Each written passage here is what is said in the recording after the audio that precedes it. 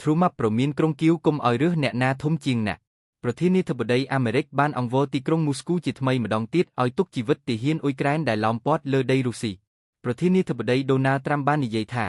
វាមិនគួរឲ្យជឿទេពីរបៀបដែលកងកម្លាំងរុស្ស៊ីអាចឡោមព័ទ្ធកងទ័ពអ៊ុយក្រែនបានយ៉ាងច្រើនបើទោះបីជាមានការជួយឧបត្ថម្ភផ្នែកហិរញ្ញវត្ថុនិងយោធាយ៉ាងទូលំទូលាយដែលទីក្រុងវ៉ាស៊ីនតោនបានផ្ដល់ដល់ទីក្រុងគីវក្នុងរយៈពេលប៉ុន្មានឆ្នាំមកនេះទីក្រុងគីវបានបើកការលុកលុយដ៏ធំមួយចូលទៅក្នុងតំបន់គឺស្ករបស់រុស្ស៊ីក្នុងខែសីហាឆ្នាំ2024ដោយចាប់យកទីប្រជុំជនស៊ឺកសែនិងភូមិរាប់សិបនៅក្នុងអ្វីដែលមន្ត្រីអ៊ុយក្រែនជាច្រើនបានពណ៌នាថាជាការប៉ុនប៉ងដើម្បីទទួលបានឥទ្ធិពលសម្រាប់កិច្ចចរចាសន្តិភាពនាពេលអនាគតគិតត្រឹមល្ងាចថ្ងៃពុធកងកម្លាំងរបស់ទីក្រុងមូស្គូបានដណ្ដើមកាន់កាប់បាន86%នៃទឹកដីឡើងវិញដោយអង្គភាពអ៊ុយក្រែនដែលនៅសេសសល់ភាគច្រើនឡោមព័ទ្ធនិងឯកោនេះបើយោងតាមក្រសួងការពារជាតិរុស្ស៊ីដែលមិនបានបង្ហាញពីចំនួនកងទ័ពដែលឡោមព័ទ្ធ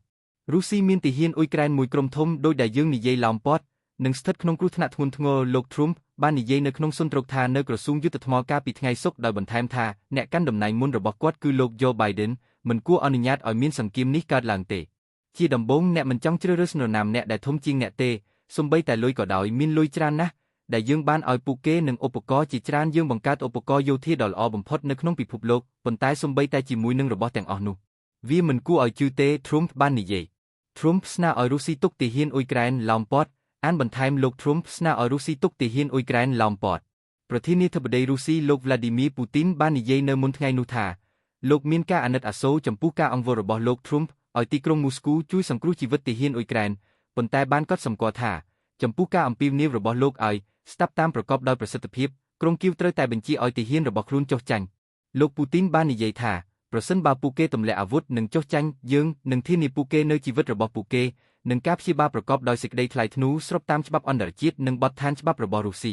មេដឹកនាំរុស្ស៊ីក៏បានបញ្ជាក់ផងដែរថា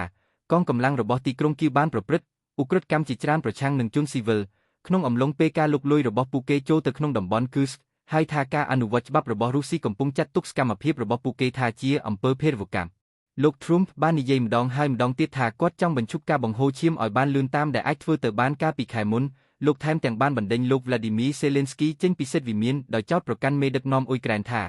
មានអារម្មណ៍ក្លាហានពេកចំពោះជំនួយរបស់សហរដ្ឋអាមេរិកនិងមិនបានត្រៀមខ្លួនសម្រាប់សន្តិភាព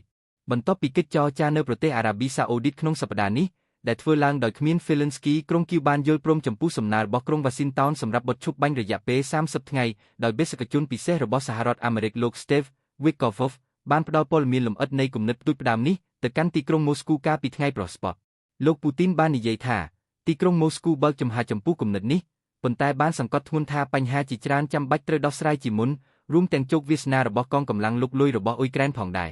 លោក Trump បានបង្ហាញថាគាត់មានសុទិដ្ឋិនិយមចំពោះសញ្ញាដែលមកពីទីក្រុងម៉ូស្គូដោយកត់សម្គាល់នៅក្នុងបទសម្ភាសន៍ដាច់ដោយឡែកមួយកាលពីថ្ងៃសុក្រថាការចរចាកំពុងដំណើរការសមហេតុផលលោកបានបន្ថែមថាយើងនឹងដឹងបន្តិចទៀតនៅថ្ងៃចុងហើយវានឹងជា